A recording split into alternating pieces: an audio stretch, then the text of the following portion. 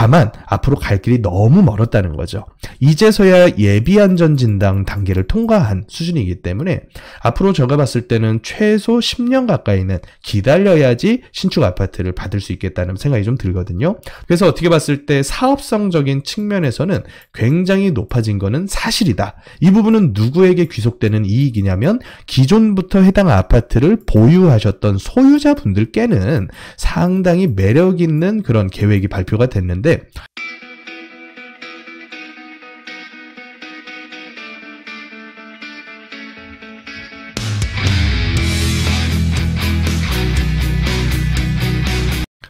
안녕하세요. 부동산 해결사 솔로몬입니다.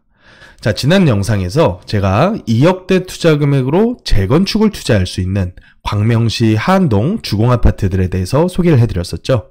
자, 해당 지역 같은 경우에는 노후계획도시특별법에 해당하는 지역 중에서 가장 빠르게 지구단위 계획 변경 절차가 진행되고 있는 지역이다라고 보시면 되겠습니다. 그렇기 때문에 앞으로 발표될 1기 신도시들 가이드라인을 예상해보기에도 상당히 좋은 예시라고 보여집니다. 자, 오늘은 하안동 재건축구역 중에서 한 군데를 샘플링을 해볼 거고요. 대략적인 인센티브와 기부 체납을 적용을 했을 때 단지별 사업성이 어느 정도 되는지 파악을 한번 해보려고 합니다.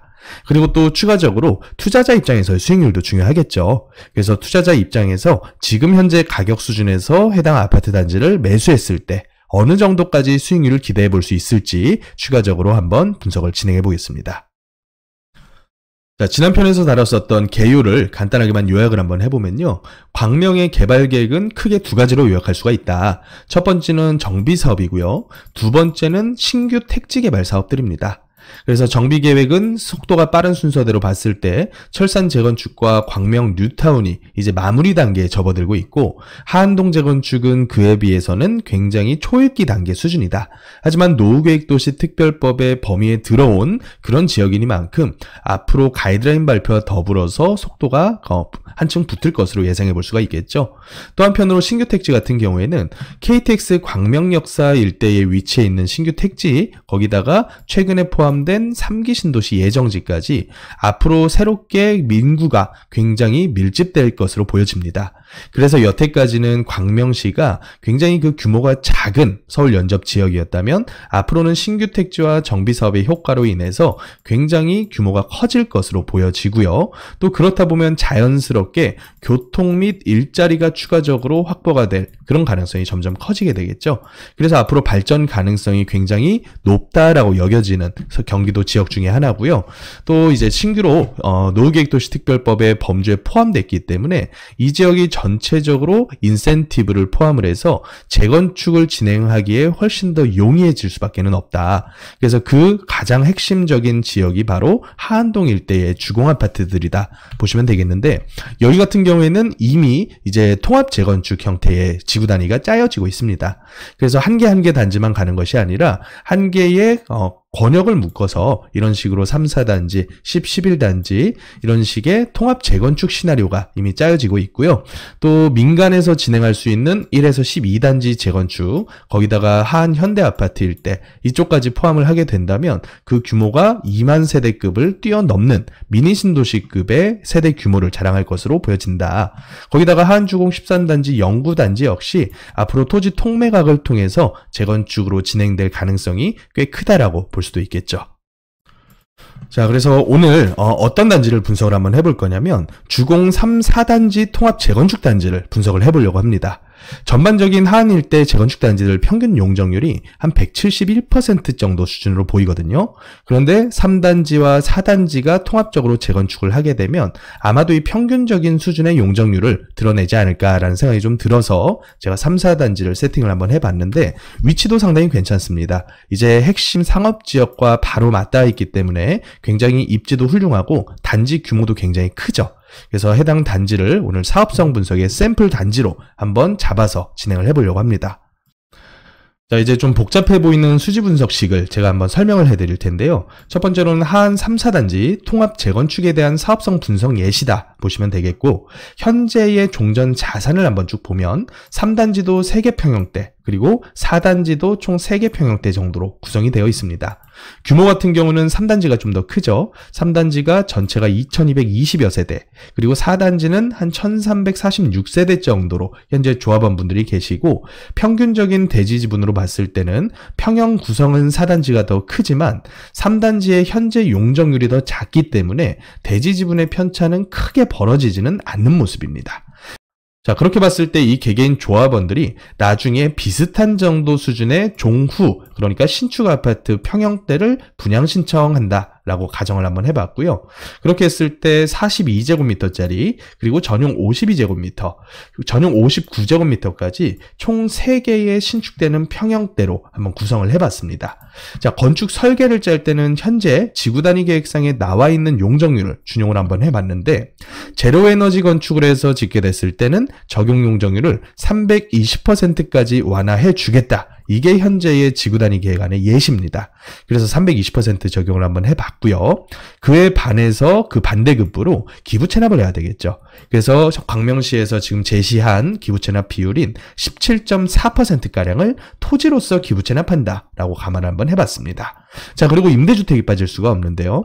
임대주택 같은 경우에도 늘어나는 용적률의 절반 정도 수준을 보통 임대주택으로 요구를 받게 됩니다. 자, 그렇게 했을 때 전체 세대 중에서 임대주택으로 뽑히는 비율이 한 570여 가구 정도로 보여지고요. 이 비율 같은 경우는 전체 세대 대비해서 12% 정도로 계산이 됩니다. 자, 그렇게 봤을 때 세대 구성이 전체 세대 대비해서 늘어나는 세대가 4684세대 정도까지 늘릴 수가 있겠다라고 보여지긴 하지만, 아무래도 기존 조합원들의 평형 구성 자체가 굉장히 작은 평형대였기 때문에 지어지는 신축 아파트들도 작은 평형 위주로만 구성하는 게 합리적이겠다, 이런 생각이 좀 들더라고요. 그래서 개별적인 조합원들이 전체 본인들이 현재 가지고 있는 평형과 비슷한 평형을 분양 신청해서 가져간다라고 감안하고, 그리고 나서 남은 세대들을 일반 분양으로 뺀다라고 감안을 했더니 일반 분양분이 약 한 550여 세대 정도 계산이 됐습니다. 전체 조합원이 3566세대 정도로 계산이 됐는데, 일반 분양분이 늘어나는 세대가 그렇게까지 많지는 않고 약 한 15% 정도 증가하는 것으로 보여진다라고 파악이 되더라고요. 자, 그렇게 봤을 때 최근에 굉장히 높아진 공사비와 이자 부분 감당했을 때 분양가를 낮게 설정하면 안 되겠죠. 그래서 아무래도 분양가는 조금은 고분양가 가까운 수준으로, 그렇다고 해서 뭐 분양이 잘 안 될 정도의 고분양가까지 세팅하진 않았고요. 일반 분양가는 평당 3,500 정도. 그래도 어느 정도 조합원의 이익이 보장돼줘야 되기 때문에 조합원 분양가는 일반 분양가의 70% 정도 수준으로 굉장히 낮게 한번 세팅을 해봤습니다. 자, 그렇게만 계산하더라도 한 115% 정도의 비례율은 보이더라. 이 115%라는 비례율이 결코 낮은 수준은 아닙니다. 아무래도 서울에서 지금 진행 중인 재개발을 봤을 때는 재개발 구역들이 과거처럼 단독 위주로 이제 조합원 수가 작고 일반 분양분이 많은 재개발 구역이 이젠 별로 없단 말이죠. 그렇게 봤을 때 재개발 구역들의 비례율은 오히려 여기 있는 하안동 재건축보다도 떨어집니다. 훨씬 더 입지가 좋은 서울에 있는데도 불구하고요. 그에 반해서 하안동은 경기도권이지만 그래도 이 정도의 비례율을 보인다는 것은 상당히 준수한 사업성을 보인다. 하지만 이걸 가지고 우리가 뭘 계산을 해봐야 되냐면 개별 조합원분들이 얼마만큼의 이익을 나눠 가져갈 수 있을 거냐, 이 부분까지 계산을 한번 해봐야 됩니다. 그래서 개별적인 투자자 입장에서의 수익률을 두 가지 산식을 통해서 한번 구해봤는데, 첫 번째는 어떻게 보면 원가법에 가까운 방식이다라고 보시면 되겠어요. 그래서 하안주공 3단지 전용 50제곱미터를 가지고 계신 분이 현재 대지지분 11평을 조금 넘게 가지고 계시는데, 그 중에서 기부채납 17.4%를 제했더니 내가 기여하는 바는 9.17평인데 사업성이 좋아서 비례율을 적용을 받았더니 어떻게 보면 권리가액에 가까운 토지 면적으로는 10.54평을 이 사업에 기여를 했더라. 그래서 분양 신청은 비슷한 평형대인 21평을 신청을 했더니 용적률이 높아서 필요한 지분이 줄어들게 되죠. 그래서 나는 기여한 바에 비해서 작은 지분을 가져가니까 한 4평 가까운 대지 지분을 이 사업에 추가로 기여한 바가 되겠다. 그래서 이 기여한 추가 기여분을 건축비와 상계 처리를 하는 거죠. 그렇게 해서 상계 처리를 한번 해봤더니 분담금이 약 1억 정도 금액이 들 것으로 계산이 되더라고요. 자, 그래서 현재 나와 있는 매물들 가격 수준을 봤더니 5억에 약간 못 미치는 수준이어서 이 금액에다가 플러스 추가 분담금을 한 1억 정도를 더해봤더니 약 한 5억 8천 정도 내가 재건축이 완료되는 아파트를 받기까지 들어가는 총 비용이 계산이 됐습니다. 그래서 예상되는 내가 보는 인사이트 대비한 시세와 비교를 해봤을 때 이 정도면 기간 대비해서 매력적인 금액이다 라고 파악하시는 분들은 매수를 하시면 되겠죠. 자, 두 번째 계산식으로 한번 보겠습니다. 두 번째 계산식은 일반적으로 이제 가격 대비해서 비교하는 방식인데 똑같이 종전 자산은 전용 50제곱미터짜리 한주공 3단지를 가지고 이 사업에 참여했다라고 감안을 했고요. 신축되는 건축물의 조합원 분양가를 권리가액과 상계 처리를 하는 겁니다.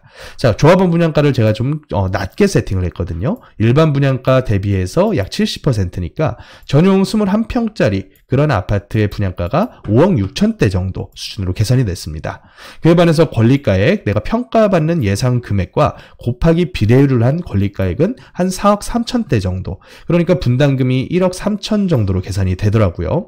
위의 방식과 아래 방식의 평균적인 수준이 한 1억 초반대 정도로 보이다 보니까 어차피 투자하는 총 금액은 얼추 비슷합니다. 4억 8천 정도 주고 매수를 했을 때 총 투자 금액은 한 6억 정도 수준으로 예상해보면 무리 없지 않을까, 이런 계산이 되더라고요.